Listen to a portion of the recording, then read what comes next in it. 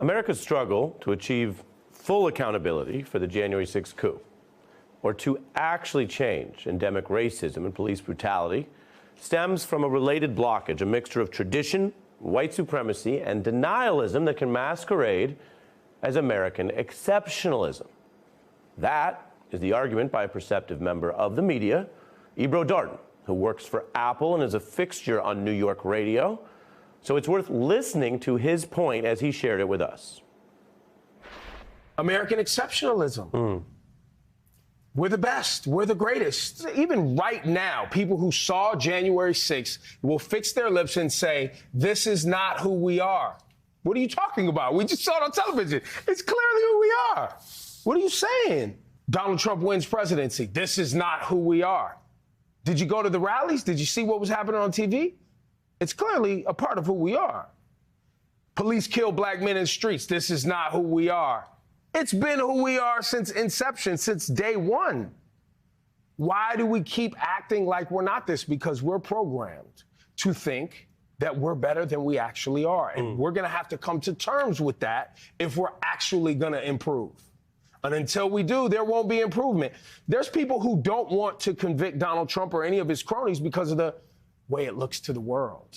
You know, we're not a banana republic. We don't, jail our former politicians. We don't do that here. Well, we might want to start. We might want to start and fast. Otherwise, we'll just have more of this. We might want to start. Should the U.S. jail political figures? Trump coup plotter John Eastman was searched by the authorities, but he and Giuliani and other powerful Republican elites who tried to overthrow the election are walking free. Now, Ebro invited me on his Apple show to tackle justice. We got together over there, and here is some of our discussion airing for you for the first time. We're currently watching individuals who stormed the Capitol on January 6th. Some who broke the law have gone to jail. The individuals that influenced these people to act this way, I don't believe have seen any time. Are we going to see people do time for the fact that they committed a crime? If you have a conspiracy and you have the pawns here doing it, and the pawns are going to jail, and that's not a left-right thing. That's just you were caught trespassing, you were caught obstructing a proceeding of the government. Do you even go after the king, right? That's the fundamental question in all this, because I think at the end of the day, the insurrection was a national security and democratic scandal of historic proportions. And if you only go after the so-called little guys, then, to quote a writer that I really like, a failed coup that goes unpunished becomes a training exercise. That's right. And so that's, I think, the biggest, yes, factual legal question that the country faces. I've said for years now, all the way leading up to January 6th,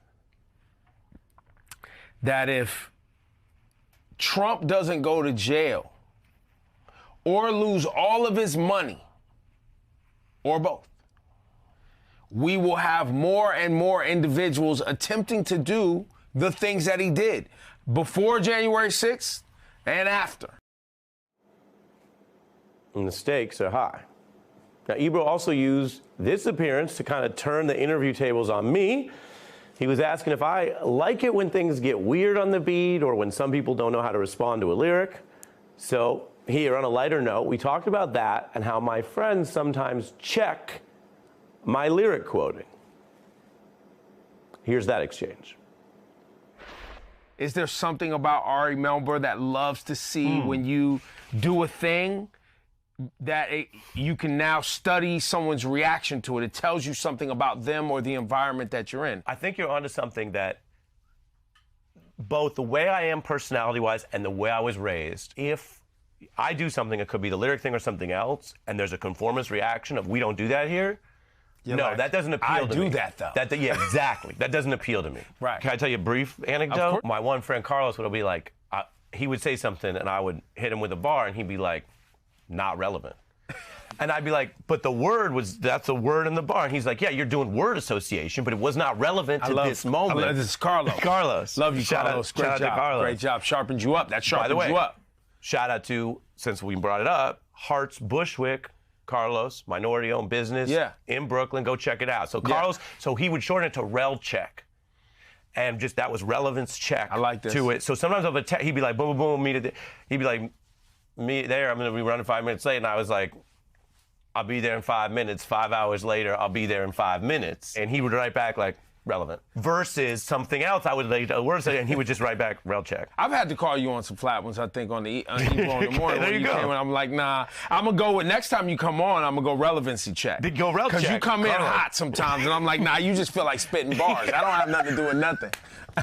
That's it. If it has nothing to do with nothing. You just feel like dropping some heat. Yeah, all right. So hey, we got to keep. And that's clean, too, by the way.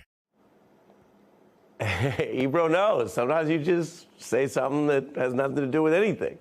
I will tell you, this is the first time we have discussed relevance checks or Rel Checks on air. I want to thank Carlos, my friend, for the term and the accountability.